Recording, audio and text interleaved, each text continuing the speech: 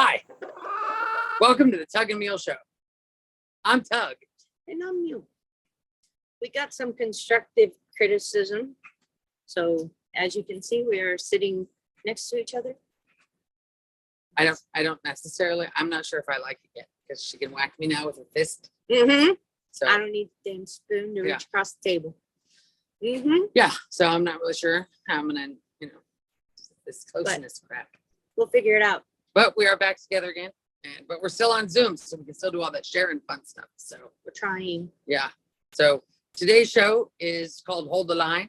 So we're going to be talking about everybody's preconceptions about the strike that possibly is coming.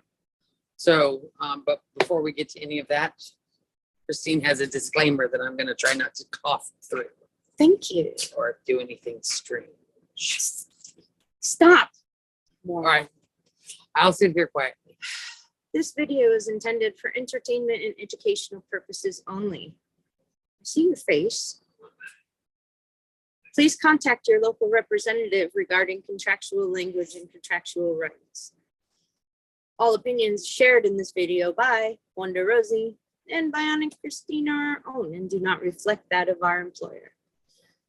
All opinions expressed in this video are protected under the National Labor Relations Act. Thank you. That was so nice of you. No coughing, no too much stupidness going on. Child. You threw it away. Yes, 2-year-old. You're just going to get distracted and not fucking do what you're supposed to do. Fine. Okay. So the first thing we wanted to do is, as you probably noticed, there was no singing in the beginning. No, I wasn't sharing my beautiful voice with all of you, and I know you miss it, but we got something a little different. And we're going to be sharing a video with you guys right now by Tom Morello called Hold the Line. And we hope you guys enjoy it and do not fast forward. Those of you that did last time, we know who you are. These are very important when we put these in. And we really would like you to watch it. So We would. we hope you enjoy this. We would appreciate your time to just sit there for 4 minutes and enjoy this video. It's awesome. So, and I know you'll miss my singing, but I'll be back at the end of the show. Okay, here we go. All right. Stand upon a union, we got nothing. We all we got. I belong to the union because I want to get paid just as much as the men that I work with. We're out here on strike for one class of people. We're not first, not second class. We're all the same. How strong are we? Union strong! How strong are we? Union strong! Jobs. They're how Americans prove that they deserve health care. Right now, America is experiencing a big change in what it means to have a job, and especially what it means when your job treats you like crap. So let's find out what people are doing about it. A union to me means better health care, better wages. I went on strike to protect those benefits. Union strong, local 364. Nobody said it would be easy. Nobody said that it would all be fine. But to get where we're going, brother, you gotta hold the line. It ain't a matter if, no, it's just a matter of time. But to get where we're going, sister, gotta hold the line. Well, all the CEOs get all the money, and it doesn't, they don't care to give us any of it. You gotta stay steadfast, tread lightly, 'cause they're looking for a reason to knock you down, but you can't ask politely. In the trenches, you gotta get loud, hold the line.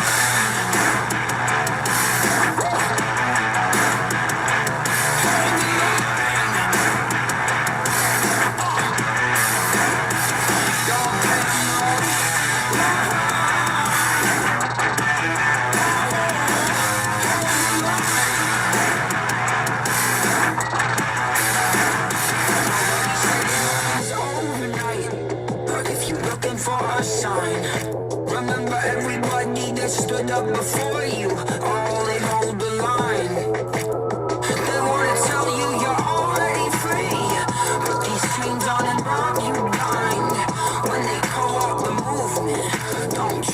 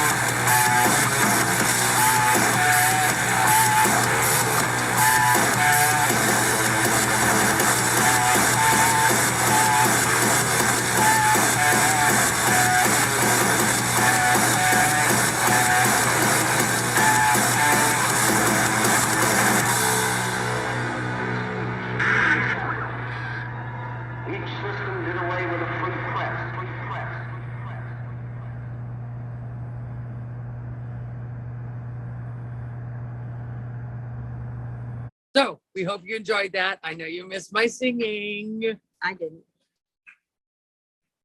Yes, we know. You did miss hitting me though. I did. I didn't get a chance to hit her. Right. Yeah. See? So there is a downside to me not singing. So, okay. So we're going to move on from that. And we are going to start talking about why it's so important to hold the line when you are on a strike. But we would like to go back and go through some history for you guys. So we're going to talk about some brief little bit of history and go through some stuff for you guys. So the first thing we want to talk about is the strike history with the Teamsters and with just unions in general. So there's been a long history of striking in this nation for over 100 years. And some of the really bloody strikes, some of the strikes in the beginning where we lost a lot of really good people, those strikes those were more for rights. And I think a lot of people, 8-hour days, your weekends off, your child labor laws, all those things that people were fighting for in the beginning. Yeah. So, and then over time, they started establishing the crafts, and then they started establishing your more organized craft rights and craft strikes. And so in 1974, there was a Western region strike, but up until 1997, the actual UPS strike in 97, there was not a actual national strike. So what that means, there was not a nationwide strike of UPS. All strikes prior to 97, those strikes were either regional or they were local. So like the 1974 strike, that was a Western region strike. So I'm not really sure how many locals were out here in the West at that time, but that was now Ron Carey was the president of the IBT at the time in 97, and he's the one who sanctioned the 97 strike. And when Ron Carey was president of 804, he actually struck UPS 25 times.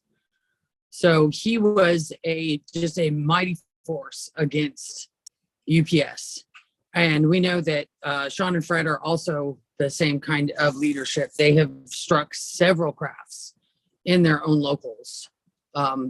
So you have that strong leadership that's at the top again. And so that's something that we really wanted to let you guys know. So we also wanted to talk about those of you that are in right to work states. Oh, God. So this has been a really big concern for a lot of the employees that are in right to work states. Arizona. Yeah. I don't know all of them. Nevada. I do know Arizona. Nevada. Really? Yeah. I think Chicago is now, Wisconsin. Chicago is not a state. Okay. What is that? In Indianapolis? Indianapolis is in Indiana. Okay. Where's Chicago? I am sounding Illinois. really stupid now. I believe it's Illinois. You sound really stupid right now. These are Wow. going to be some horrible pop-ups. We need to take some kind of, what is that, geography class?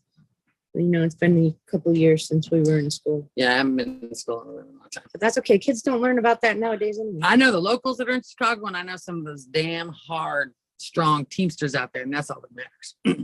Right. So, Okay. anyways, moving Moving on, on. so that I don't get distracted. This is already has a tendency to be a long show, and she is trying to keep me on track. I got notes. I try. I got notes. Okay, So, we'll follow them. So, getting back to the right to work people. So, you guys, those of you that are in right to work states, I don't even know if you watch our show. If you are, if you're not paying your damn dues, but those of you that are working next to people that are in a right to work state that aren't paying their dues, you're probably watching. You're probably watching our show, and you can always talk to those guys in that state, because the strike is coming, and I think there's some things that the people it that might are be coming. okay. It might be. I'm sorry. I don't. Do not say It might, that. I didn't mean it like that. Should we start over? No. Okay. Just come. I didn't mean it's coming. Look, I'm going to give you guys a little disclaimer here. Honestly, we are not saying there's going to be a strike. And I don't look forward to No, having this one. show is not about, oh my God, we're going to strike. Get ready for a strike. The show is about if there is a strike. because there's been a lot of strike talk.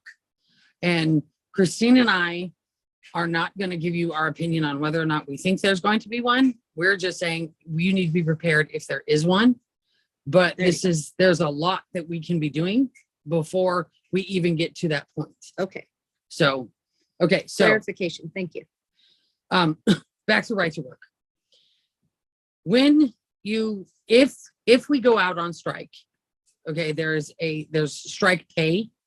And if you are in a right to work state and you are not paying your dues, you are not entitled to that strike pay. You need to be paying your dues. Or healthcare. Healthcare? So yes. Okay. So you're also not entitled to the health care that is afforded to those of us. If you're on team care, or if you're like us out here in the West, your health care will continue when we go out on strike. If we go out on strike. Please use the right language. Thank Okay. you. I will put all kinds of pop-ups all over my face that say if. So Anyways, so you need to get back into the union.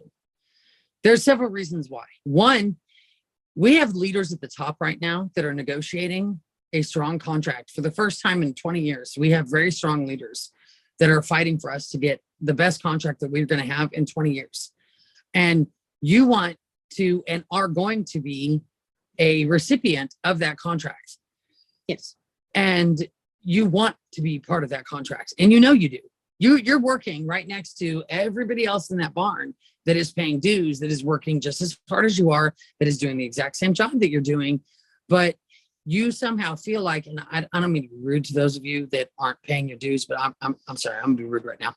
But you somehow feel like you're entitled to the same benefits of these leaders that are working really hard to get you a contract without paying For their service. for their services.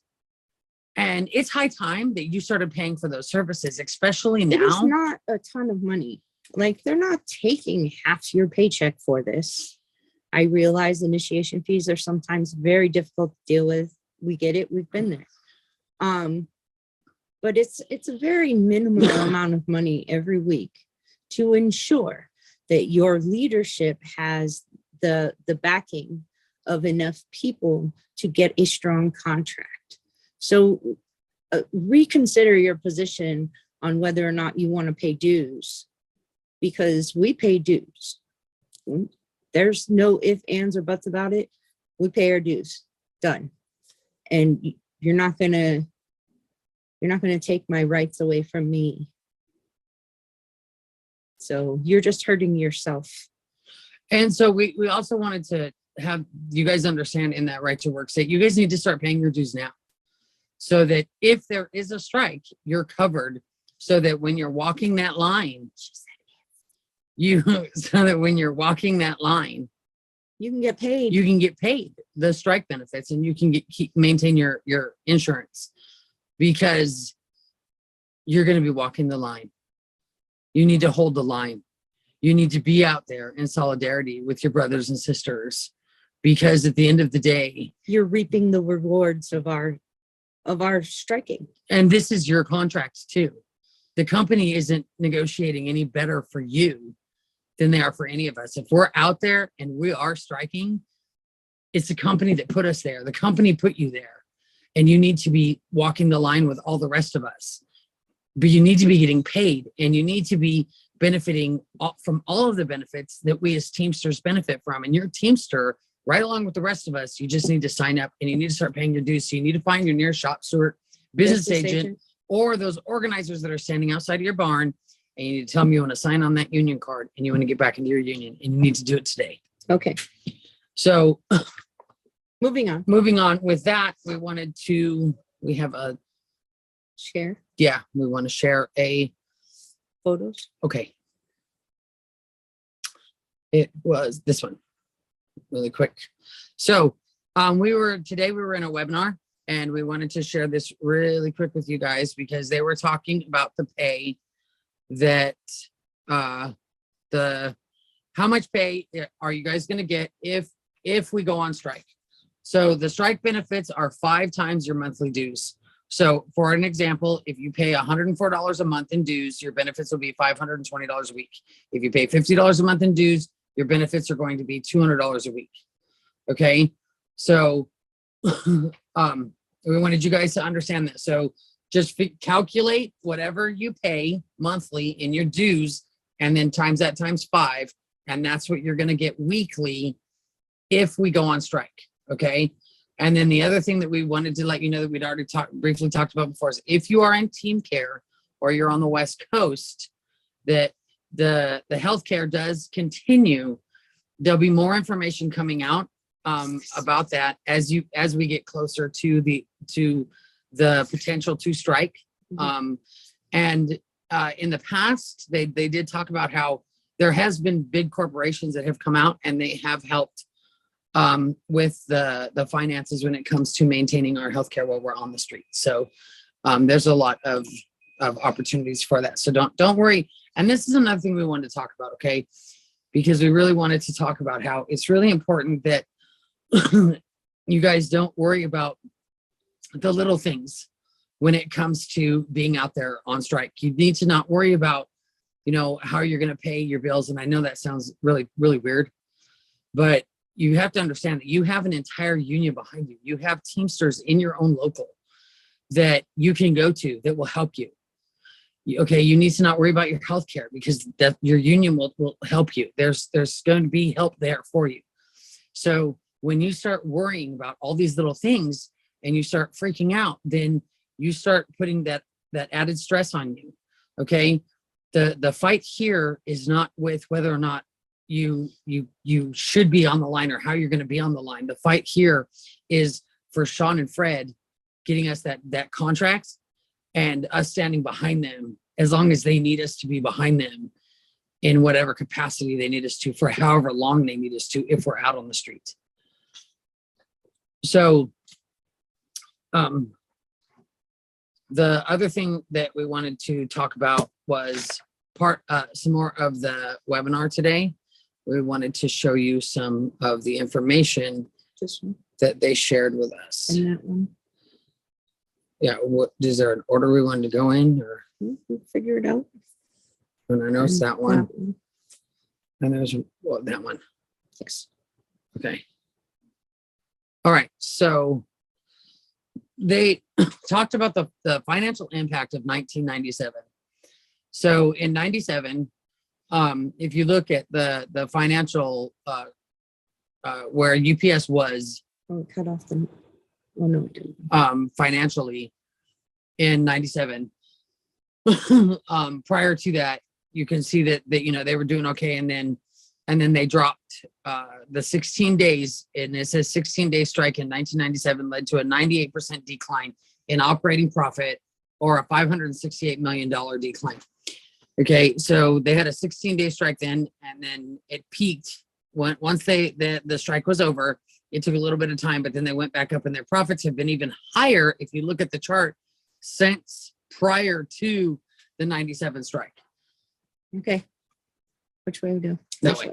So the estimated effect, if we should strike this year, if we have a 16-day strike, that's your first chart there.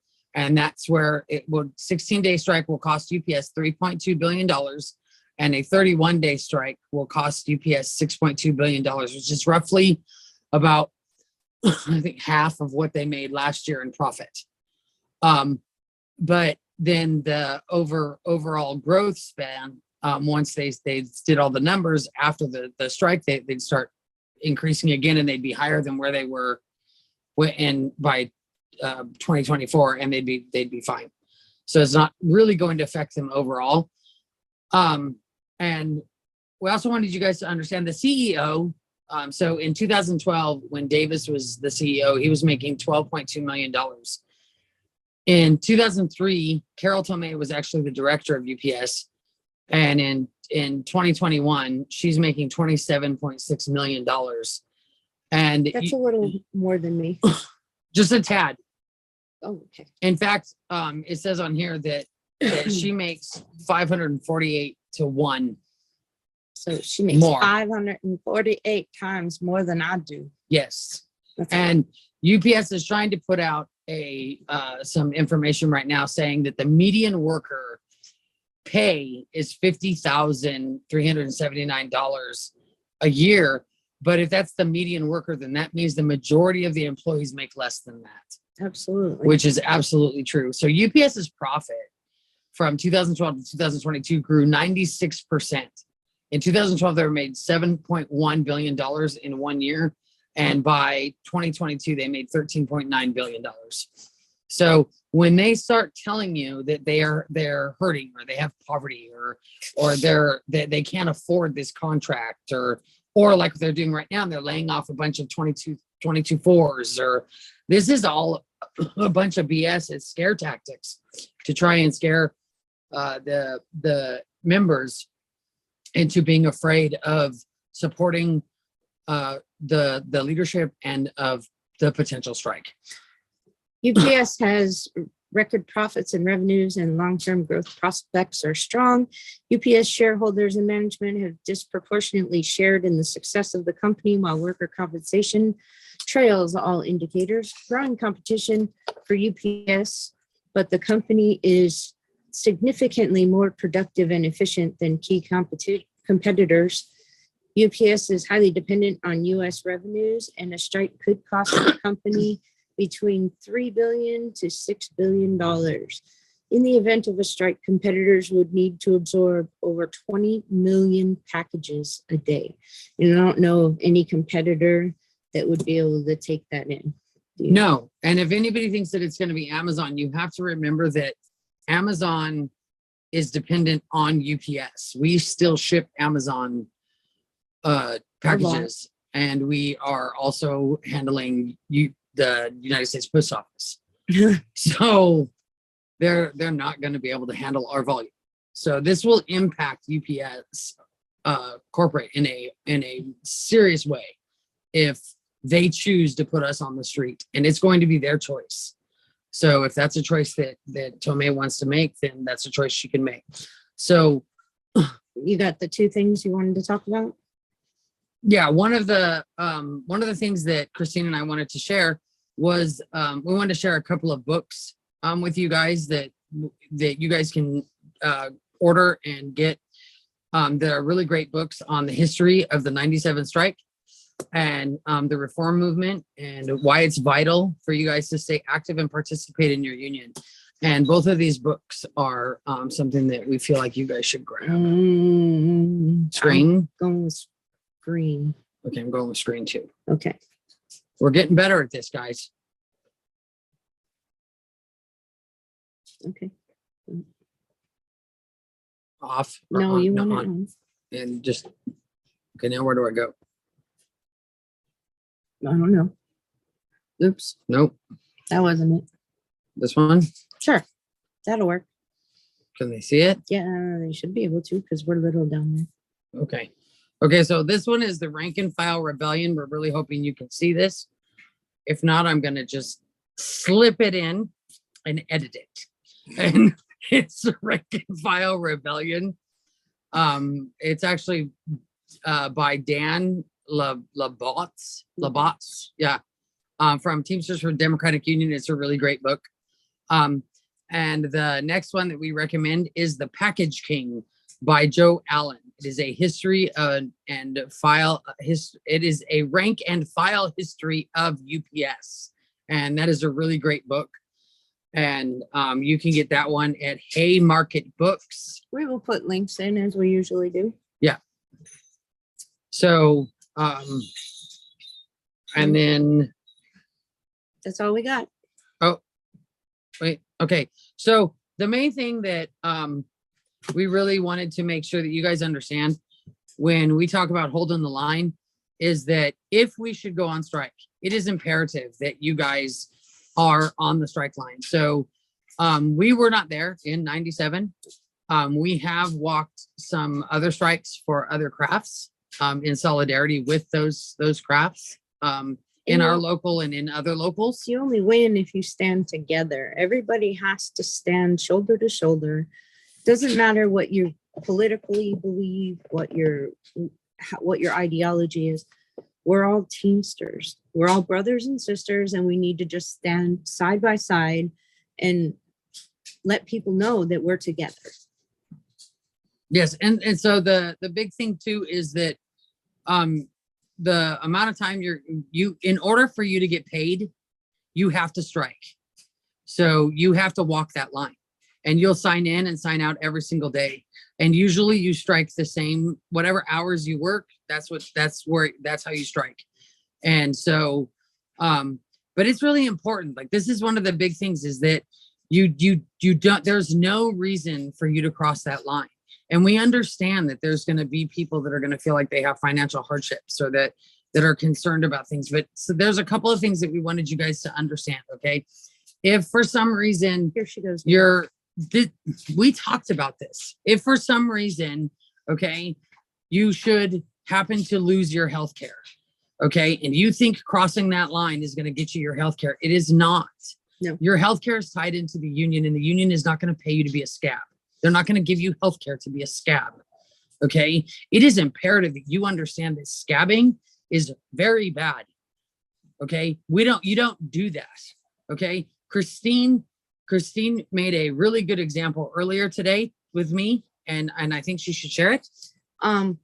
When the grocery stores were on strike out here, I don't think it was a nationwide thing, but when they were on strike here, I would go out of my way, go further out, go to a different store that I don't usually go to.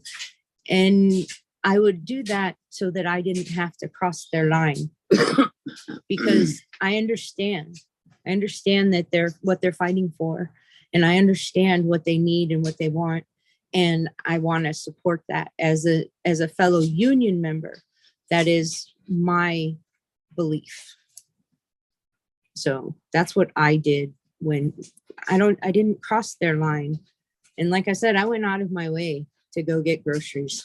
Trust me. And there's even people that aren't in the union that won't go into those grocery stores when they're striking. And because they understand why those people are out there, they understand that what they're doing is important for their families, and it's important for their futures. And the next generation, the people that follow. It's important for everyone. There's absolutely no reason for you to go and cross that line. It's that there's just not. And that's the main thing, is that you guys need to understand. And I know there's a lot of, and this is really why we wanted to do this show, is because there's a lot of young employees. There's a lot of young part-timers that have never crossed a picket line, that have never walked a strike line. And we understand that there's a lot of excitement right now. Like, people are horny to strike. But there's a lot of aspects in that a lot of you guys don't understand. But one of the things that we really want you guys to understand, no matter what, is that there is no reason in God's green earth for you to cross a line. You must hold that line, no matter what the company tries to throw at us. And they will try and intimidate us. They will try and scare us. They cannot, no matter what they say to you, they cannot change your classification. They cannot change your pay. They cannot fire you.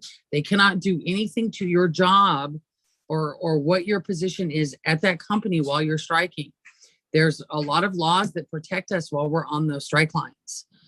And you guys need to understand the importance of holding that line. And this was the big thing that we wanted to talk about, was that it is vitally important that we hold that line, and that we stay in solidarity with each other, and that we continue to support Sean and Fred right now.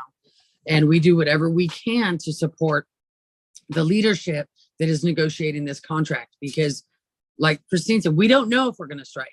So right now we need to start building contract support and start building campaigns that will educate the members, so that we can start signing up the right to work people back into the union, so that we can start educating the members on what's going on with the contract. So that being said, we have one last thing that we want to share and talk about, the members group that Christine and I had started, that we hope more of you will join. And we would like to start a campaign that is going to be called I Am Ready Campaign. And we would like to start it with this flyer. To be united for a good contract, to vote no on a bad contract, to vote yes on a good contract, to strike and walk the line, to support my Teamster leaders, to stand with my fellow Teamster sisters and brothers. So we'd like to make flyers of this. We'd like to make banners out of the "Hello, I am ready." There's a whole lot of stuff that we'd like to do. We'd like to get your guys' input and on ideas on how to start this campaign. March 18th, we're going to have our members group, and it will be at 9 a.m. We will post the information that you need to join us. And that's about it. Yeah, so that's going to be the next big topic on our March 18th members group. So we encourage all of you guys to join us. We'll put the Zoom link up and hope you guys can join us on there. And then once again, if there's anything else you guys want to talk about, and hopefully we'll have someone on there teaching about the history of the Teamsters. And yeah, I'm going. She always pushes me. It's just been rambling for like 20 minutes. I haven't been rambling. I think it's very important that we talk to them about this. I think that you've been rambling and I've been smacking you and you're not listening. Because they need to understand why it's so Say, important not to cross the line. She's starting my music. She Yeah. pushed my button. I did. It's not starting for you. See that? It's spinning. It won't start for her. Whatever. Did you hook it up to there? I did. I don't know what's going on. Uh-huh.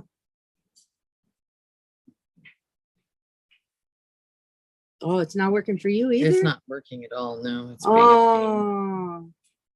Oh. Okay. Should I just sing it?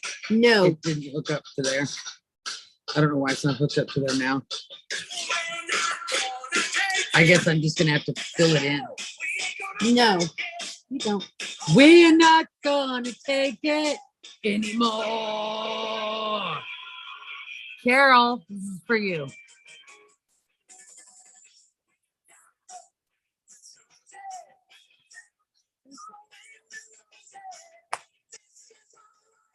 This is the song. Bye.